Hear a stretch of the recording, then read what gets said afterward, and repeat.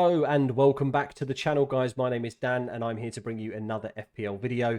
In this one, we're going to be looking at players that I feel we should be buying, tracking and selling ahead of game week 3. Now we've got a few more weeks worth of data to be analysing and looking at. I felt it was the right time to put this together. And with many managers, maybe such as yourself, going into game week 3 with at least 2 transfers, hopefully this can help you navigate which ones to prioritise. So let's have a look first of all at who we've got up first, and these are the buy players. So the first person in this bracket I think has to be this man Jackson. Now, all things being said here, he's only actually scored 2 FPL points across 2 games. He's got 90 minutes across both, but receiving yellow cards in both games. So already on 2 yellows, which isn't a great start. Of course, for those that don't know, you need to have the maximum you can get halfway through the season, or up until halfway through the season, is 5 before you serve a suspension. So he's only 3 yellow cards away already after game week 2. But that being said, his numbers in terms of the attacking output are looking really good. The underlying data is certainly there. And when you look at the fixtures ahead of him between now and game week 7, there is a lot to be excited about with him. I think playing in that number 9 role, he looks to be a very, very large handful. He's very powerful by the looks of it. And yeah, just a very, very good player overall by the looks of the eye test and the data to back up as well. I just feel like it's the right time to maybe move for him. And I think really when you look at the net transfers in for this round as well, or this game week, it's over 130,000 managers have trusted that he is going to deliver. So I just feel like he's a very easy transfer to make. As for upgrading, a lot of individuals went for João Pedro. Of course, there was a benching for him in game week 2. So I think if you've got the money in the bank, the extra £1.5 million spend on Pedro up to Jackson is certainly something I would consider if I was a Pedro owner as well. So I think he's got very, very good data, as you can see on screen here. And I certainly think he should be passing the eye test as well as we move into those future fixtures for Chelsea. Next man on the list is this individual here, Phil Foden. It's been really good to see Pep, of course, finally trusting in him a little bit more and giving him those extra minutes that I think he deserves. He's an absolute phenomenal player and young talent, and we see that on the pitch. I think he was an absolute delight to watch in the previous game. I think he caused all sorts of different problems, and when you look at these fixtures ahead of him, of course, it is worth noting around game week 5 is when we start getting into the European fixtures, and maybe there is some more rotation to think about. And this is where I want to jump onto Foden or someone like him as quickly as possible. The reality is I only have one City asset in Erling Haaland because I didn't want to go in with rotation risk from game week 1. Now I'm a little bit more confident that I think he will get starts between now and at least the European fixtures. Maybe it's the right time to jump on him. And we can see here, although he's only recorded 1 assist in the previous game week, he did actually get the maximum bonus points after that assist as well, because he played so well and created so many chances, as you can see on screen here. So the data is certainly there, and for a mid-price midfielder like £7.5 million, like Phil Foden, playing for an absolute fantastic attacking team, I just think it makes sense. At 10.5 ownership, almost differential territory, right, in terms of the masses. I think 182,000 transfers in is well warranted and somebody I'm very strongly considering for my own team. Then we move into this man here, the absolute superstar of the 6.5 million mids so far, already risen in price once to 6.6 million, and it is Brian Mbeumo of Brentford. Absolutely the talisman, no Tony, no problem for this man. It is worth noting he has scored 2 out of his 3 goals from the penalty spot though, so that of course his XG per 90 and his XGI have been absolutely, skyrocketed because of that. So that 1.71 XGI stat you see there and the 1.57 XG 90 is with penalties. It's not non-penalty XG. So a little bit of a skewed data set, but of course I want to clarify what that means. But of course, as you look, these fixtures are looking really, really strong. Game week 5 arguably is a very tricky one. Newcastle away, but Palace at home, Bournemouth at home as well. 2 great fixtures in game week 3 and 4, followed by then Everton and Forest on the back end of that Newcastle fixture in the middle. So I think for this next 5 game weeks, he looks like an absolute steal at 6.6 million. It's just there's so many different midfield options for us at the moment. We just can't have them all at once, right? That's the biggest problem. So I have no no complaints with over 500,000 of you putting him in, because I think the data there is absolutely fantastic for him. As I say, he's certainly been the superstar of the 6.5 million mids and looking like a tremendous value, almost like Martinelli's type of level from the beginning of last season as well. So really, really strong start for him. Then we move into the final buy of the options here, and that is this man Ben Chilwell. I mean, honestly, with the eye test and looking at the numbers here again, he is a defender in FPL that's playing as a winger, essentially. He's in the box just as much as Jackson is. I think at 5.7 million, even though he has risen in price twice already, I think he is still excellent value. I think we're going to see a much bigger spike at some point across these fixtures with what he's capable of. You know, was very unlucky against Liverpool in game week 1 not to get a goal. He had a great right-footed chance in the previous game as well against West Ham. If that fell on his left foot, I think that's going in. But essentially, the right foot was a little bit of a weaker shot and ended up being blocked. He's just in the right position and picking up loose balls and just running in behind so well. I think it's just when you have an out of position player like him, although he was hooked a little bit earlier than most would have liked against West Ham, I think Poch just wanted to change the system a little bit and it just didn't quite work out for him. Ultimately, the man is a nailed on winger playing as a defender in the fantasy game. So I just think it makes sense to bring him in. And I'm not surprised that over 250,000 of you have already brought in the Chelsea defender.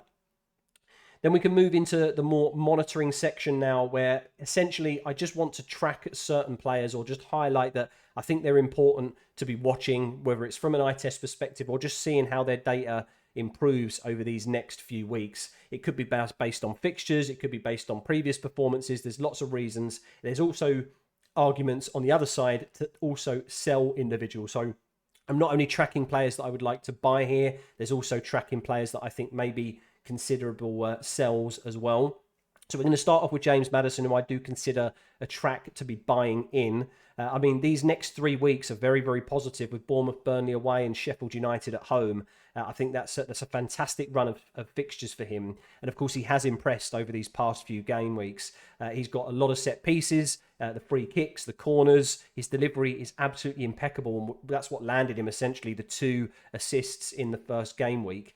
We've got an XGI there of 0.68 per 90, which I think is an absolutely phenomenal stat. At the same value as Phil Foden almost, but by 0.1 million, I think he's a very, very good alternative to him. The only problem I have at the moment with him is he is yellow flagged. There was some reports that he left the ground on crutches. Could have just been a knock. It is listed as 75% chance of playing against Bournemouth away, but it is something to consider if you are bringing this man in. So I think I'm just going to hold fire maybe a few more weeks. Maybe I get him in even post game week 7 once once those fixtures swing once again in Tottenham's favour. But certainly one that I want to keep an eye on for future game weeks. Then we go into the next individual here, and that is Marcus Rashford. This is going to be, unfortunately, a track for transferring out. At £9 million so far, he really hasn't provided enough value for me. Only 5 points, and when you consider the likes of Mbeumo scoring 16 points just in game week 2 alone and 23 overall, just goes to show how much that 2.5 million difference has not warranted maybe this man in our teams, right? XG of 0.35 per 90, XGI of only 0.39, something I would have expected of someone a lot lower priced than this man. I think playing in that number 9 role is certainly not suiting him at the moment. I think he much prefers to be on that left-hand side. And I'm disappointed that Ten Hag did actually stay this kind of the same, really, and stuck to his guns with the same lineup as in game week 1 against Wolves. And we stuck to our guns for Spurs away, and it just really didn't feel like we were at the races at any point. And I think this man suffered from it. His body language wasn't right. And I think ultimately he's just almost showing to the manager that I need to be on the left here. And with Martial or Sancho or someone like that can play in the number 9, and Sancho did play in that number 9 position in pre-season several times, it worked. And I feel like Garnacho, again, wasn't an individual that performed very well. I understand that we've got to trust in our youth and give them game time, but I'm just not too sure that he was ready for to start the season off. I think Rashford in that position is much better. I think, Garnacho failed to take on Semedo against Wolves so many times. He got pretty much pickpocketed all the way through the Spurs game as well. So I think it'll be interesting to see where he plays in the Forest at home game. But I think from that point onwards, then it'll be very hard to warrant a place in our teams if he doesn't perform here. I think, Arsenal away and Brighton at home in game week 4 and 5. There's a tremendous amount of midfielders now that are already coming to the forefront that could easily replace him, and they're a lot cheaper as well. So certainly something to consider for transferring out. Then another Manchester United individual in Bruno Fernandes. A bit disappointing to own both of these, to be honest. I mean, 8.5 million for Bruno, 9 million for Rashford, and we've got 9 points combined for them across both weeks, which really isn't what we wanted. It's nearly 20 million pounds of our budget, and it's not really warranted any return yet. That being said, Bruno's underlying data is absolutely fantastic. I mean, he was very, very unlucky, I would say, not to get that handball penalty appeal early on from Garnacho's shot. I think also as well, that header opportunity that he had, if you haven't seen the highlights or seen the heat map of that opportunity, that should have been a goal. Absolutely. It was a fantastic run for him.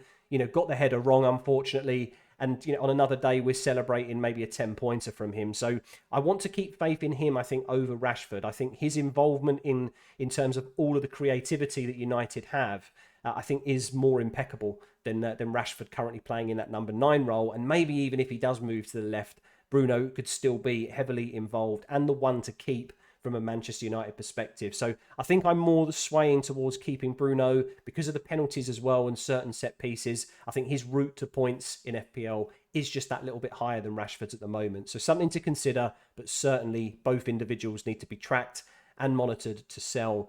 Next up, we've got a little bit of a surprise one here, and this is maybe a bit controversial, but I've put Martinelli in here really because of his disappointing showing against Palace. I don't want to knee-jerk too much on this, but the numbers also back up what I saw last night in terms of the game. I really do feel like without Jesus in the squad, he does suffer a little bit more in terms of the movement that Nketiah does. He's much more of a solid number 9. In terms of that, he doesn't go as deep as what Jesus does to not only recover the ball, but also play almost in that kind of Harry Kane role, right? Where he ends up picking the ball and then Jesus almost, plays the runner in behind, which is, tends to be one of the wingers, right? Which is your Martinelli or your Saka. Now, for £8 million, I'm looking at this and thinking, well, I can downgrade him by 0.5 million, save that money and go for somebody like Phil Foden that's creating a lot more chances, a lot more involved, and a lot more, kind of playing for a team actually that's scoring a lot of goals in comparison to Arsenal at the moment. That, yes, it was a Palace side that shut up shop quite nicely yesterday. I think they played a very, very good game. But ultimately, I'm a little bit disappointed in the output of this man. And of course, we've seen him hooked in terms of substitutions as well. And again, we were talking about nailed on minutes earlier on in the season. We said that maybe Martinelli's kind of striking power is a little bit better than somebody like Martin Odegaard. And to find out Odegaard maybe is on penalties now as well. For that extra 0.5 million, he looks like, at least in hindsight, the better option than Martinelli across these 2 weeks. So somebody that I'm monitoring closely, not necessarily going to knee-jerk too much and absolutely commit to him being a transfer out for me, but looking at those fixtures with United and Tottenham in game week 4 and 6, although they are home games, they are tricky games for them. So I do feel like maybe there's a quick upside to be had if we move him on to somebody, as mentioned, like Foden or maybe a Maddison or somebody like that. So somebody that I want to track and keep an eye on. Now we can move into the sell section here. I think first one is going to be a little bit obvious to most. And after seeing 371,000 of you transferring him out, of course, it is sad to see he's already gone down by 0.1 million for anybody that's not hit that price reduction yet, or caught that price reduction, should I say. But Reece James is injured. It does look like a medium-term injury. Of course, if he's not playing, he is just an easy sell for me. I think there's plenty of replacements that you can go for. You could even just go like for like and try to get Ben Chilwell in, although there is a 0.3 million swing there. With that money in the bank, that 0.5 that many managers went into game week 1 with, if you've got that available, then just use it. It makes sense to do it. I think, you could argue that you could downgrade and go down to somebody like Gusto that does look like he's going to be playing in that right wing back position. Only £4 million could certainly provide equal value as what Reece James would have done at this price point. So absolutely something to consider. But I do think at this point he's a sell before he drops even further before the game week's out. Then we look at the next sell here, and I do think it is this man, Trent Alexander-Arnold. He is flagged as picking up a bit of a knock, I think, in the previous game, but he's only scored 3 points. And this was always the concern about going with somebody like this in that defensive role that costs so much money. Of course, the upside of it is you can downgrade him to absolutely anybody. You've got the most expensive defender in the game in your squad, then you can easily get to anybody else, which is a plus side, right? The trouble is when you look at the numbers and how much you're getting for your money, it's really quite astounding how much he's dropped off in comparison to the back end of last season. I do think that you've seen this shift in Klopp's approach with him. Of course, he was playing in a much more progressive midfield role towards the back end of the season, and with the new signings that Klopp has made, with the likes of McAllister, Szoboszlai as well, that rebuild has happened, meaning that Trent is a little bit more exposed. He seems to be on that right-hand side that's not as necessarily progressive as well, meaning that he loses the clean sheet potential and also isn't as great from the attacking side as well. So for me, I think he's a very easy sell. Again, you're at £8 million. There's plenty of midfielders that you can put that money into and essentially, you know, warrant a much better asset longer term. And I'm not surprised that 220,000 of you have already sold this man.